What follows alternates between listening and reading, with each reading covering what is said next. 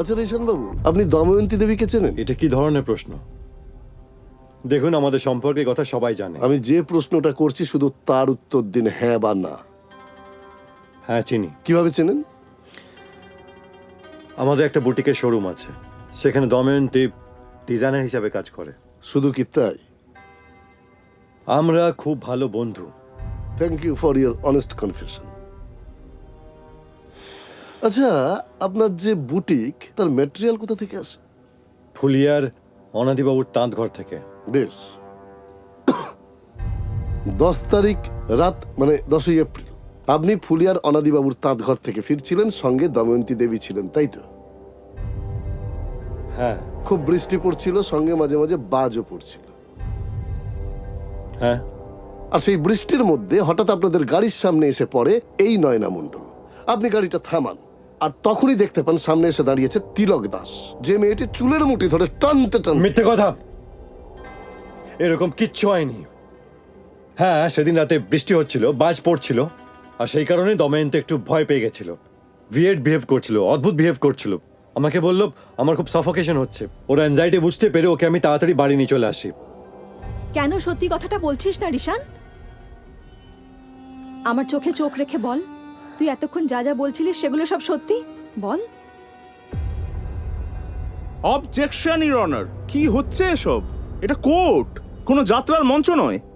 আর একজন সাক্ষীকে এইভাবে emotional blackmail করা যায় না। Objection sustained. Obliged, your honour.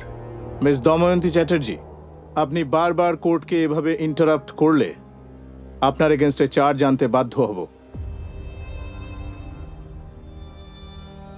Your honour, সেই রাতে দময়ন্তী দেবী যে অসুস্থ ছিলেন সে কথা আগেই স্বীকার করেছেন ওনার দাদা প্রণবেশ চ্যাটার্জি এবং বৌদি অনুজ চ্যাটার্জি।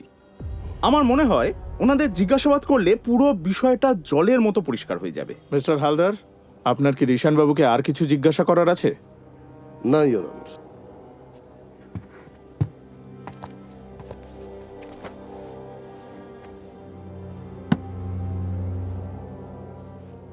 ইওর অনার, আমি এবার এই কেসের তথাকথিত আই উইটনেস মিস দময়ন্তী চ্যাটার্জিকে একবার উইটনেস বক্সে আসার জন্য আবেদন জানাচ্ছি।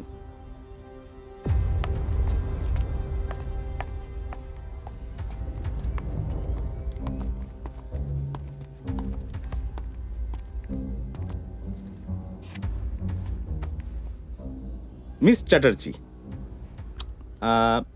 ধরুন খুব অন্ধকার কিংবা খুব জোরে বাজ পড়ল, আপনার কেমন লাগবে? Objection your honour. এই ঘটনার সঙ্গে এই প্রশ্নের কোনো সম্পর্কই নেই। Objection over ruled. Obliged, your honour.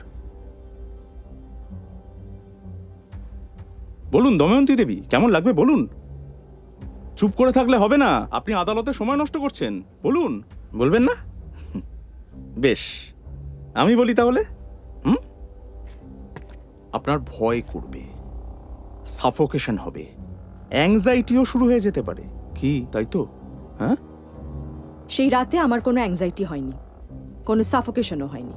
আমি স্পষ্ট এই লোকটাকে দেখেছি ওখানে। Lying. You are deliberately lying. এটা একটা সম্পূর্ণ মন গড়া মিথ্যে সাজানো নাটক। শুনুন, আপনি মিথ্যে কথা বলছেন। আপনি একজন নিরপরাধ লোককে ক্রমাগত মিথ্যে কথা বলে তাকে অপরাধী প্রমাণ করার চেষ্টা করে যাচ্ছেন। shame on you! Objection your honour. একজন মহিলার সঙ্গে উনি এই বিহেভ করতে পারেন না। আমি মহামান্য আদালতের কাছে আসামি তিলক দাসের ডিএনএ টেস্টের আবেদন জানাচ্ছি। তিলক দাসের ডিএনএ রিপোর্ট আগামী 7 দিনের মধ্যে কোর্টে প্রডিউস করার নির্দেশ দেওয়া হচ্ছে।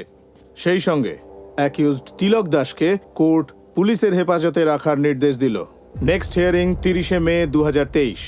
কোর্ট ওই দিন দময়ন্তী চ্যাটার্জির দাদা প্রণবেশ চ্যাটার্জি এবং ওনার বৌদি অনু চ্যাটার্জিকে কোর্টে উপস্থিত থাকার নির্দেশ দিল। The court is adjourned.